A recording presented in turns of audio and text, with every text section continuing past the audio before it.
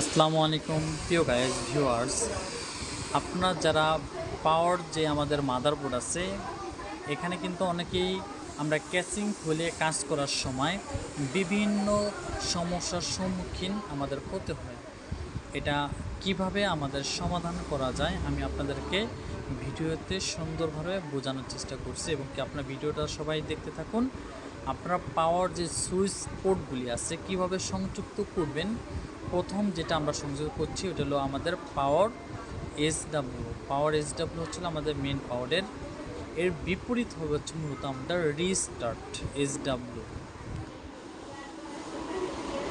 রিস্টার্টের পর হচ্ছে মূলত আমাদের এইচডিডি লাইট।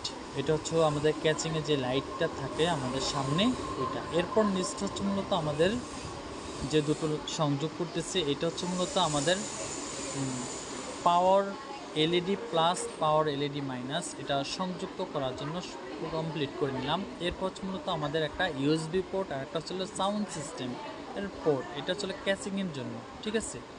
আপনাদেরকে আমি দেখেন ফিঙ্গার দিয়ে দেখানো হচ্ছে, এটা হচ্ছিল ইউএসবি পোর্টের আমরা সংযোগ করে দিচ্ছি। এটা হলো 81 মাদারবোর্ড ইসোনিকের। ওকে, বিভিন্ন অনেকে আছে যে আমরা কম্পিউটার সার্ভিস করতে গেলে আমরা এই কেবলগুলি মানে সংযুক্ত করতে পারতেছি না। এখন এটা সংযুক্ত করে নিলাম। একটা হচ্ছে অডিও, ঠিক আছে, এটা অডিও পোর্টটা সংযুক্ত করে নিলাম। হ্যাঁ, এখন আমাদের সংযুক্ত কমপ্লিট হলো। এরপর হচ্ছে মূলত আমাদের পাওয়ার সাপ্লাই মেন পাওয়ারটা দিলাম মাদারবোর্ডে। এটা আমি এখন সংযোগ করতেছি, সবাই ভিডিওটা দেখতে থাকুন।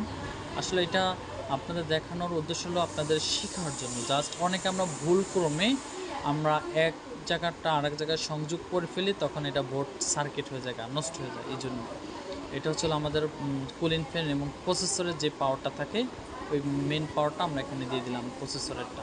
ওকে, এরপর হচ্ছে মূলত আমরা এখানে হার্ড ডিস্কের কেবলগুলো আমরা সংযুক্ত করে দিব। এসএসডি, হার্ড ডিস্ক, সাতা পোর্ট, আইডি পোর্ট এগুলো আমরা সংযুক্ত করে দিব।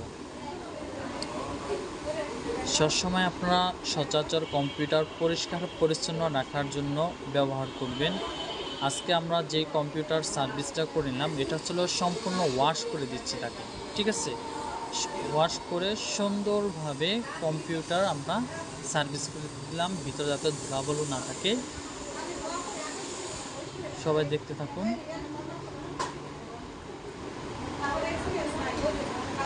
আসলে এটা তো আমাদের ভিডিওটা একটু অনেক বড় হয়ে যাচ্ছে, এটার জন্য আন্তরিকভাবে আমরা দুঃখিত। কারণ শর্ট করতে চাইছিলাম, কিন্তু শর্ট করলে কি হয়, আপনার ওই যেই কেবলটা আমি সংযুক্ত করব ওইটাই খালি দেখলেন, বাকি আরগুলি আপনারা দেখতে পারলেন না। এই জন্য আমি মানে একটা কম্পিউটারে হার্ডওয়্যার যতগুলি আমাদের সমস্যা এবং কি সমাধান করা যায় সেজন্য মূলত আপনাদেরকে ভিডিওটা আমরা এখান থেকে দেখাচ্ছি। আমি এটা হচ্ছে মূলত স্ক্রিনে আমি একটু সুন্দর করে ডিজাইন করতেছিলাম কেবলটা। সুন্দরভাবে আমি কেবলটা ডিজাইন করে নিয়ে নিলাম। ওকে, আশা করি ভিডিওটা আপনাদের পছন্দ হবে। যারা হার্ডওয়্যার সফটওয়্যার প্রোগ্রামে কাজ করেন তাদের জন্য এই ভিডিওটা প্রয়োজন হবে, এবং কি যারা কম্পিউটার পরিষ্কার পরিচ্ছন্ন করে পরে কেবলগুলি সংযোগ করতে চান তাদের জন্য প্রয়োজন হবে। কিন্তু যারা এই কম্পিউটার হার্ডওয়্যার সফটওয়্যার প্রোগ্রামে যারা কাজ করেন না তাদের প্রয়োজন হবে না, তাদের কাছে ভিডিওটা গেলে একটু অনেক সময় খারাপ লাগতেই পারে, কিন্তু শেখার কোনো শেষ নেই, ঠিক আছে। আপনারা যে কোনো লোক computer hardware software program freelancing যে কোনো কাজ আপনারা শিখতে চান আমাদের সাথে যোগাযোগ করতে পারবেন। আমি সুন্দরভাবে এগুলি কেবলগুলি গুছিয়ে আমি সাজিয়ে আমি কেবলগুলি সংযোগ করতেছি, সবাই দেখতে থাকুন। আর যারা কম্পিউটার প্রশিক্ষণ নিতে চান আর দেরি না করে আমাদের সাথে যোগাযোগ করবেন। Arif computer IT institute, Gosahar, Shariatpur. এটা হচ্ছে মূলত এখন আমরা সংযোগ করে দিলাম পাওয়ার কেবল, ভিজে কেবল এবং আমাদের কিবোর্ডের লাইন। এখন আমি অন করলাম, সুন্দরভাবে আমাদের কম্পিউটারটা অন হয়ে গেল। এখন আমি আপনাদেরকে স্ক্রিনটা দেখে দিই, আমাদের ডিসপ্লে চলে আসছে। ওকে, আসার পর হচ্ছে আমাদের এখন দেখতে হবে স্ক্রিনে কোনো লেখা আসে কিনা। না আসলে আমাদের বুটে চলে গেছি। বুটে যাওয়ার কারণ হচ্ছে মূলত আমাদের হার্ড ডিস্ক, সিডি রুম এগুলি, এসএসডি এগুলি আমাদের এখানে পারছে কিনা বুট ডিভাইসে যে আমাদের দেখতে হবে।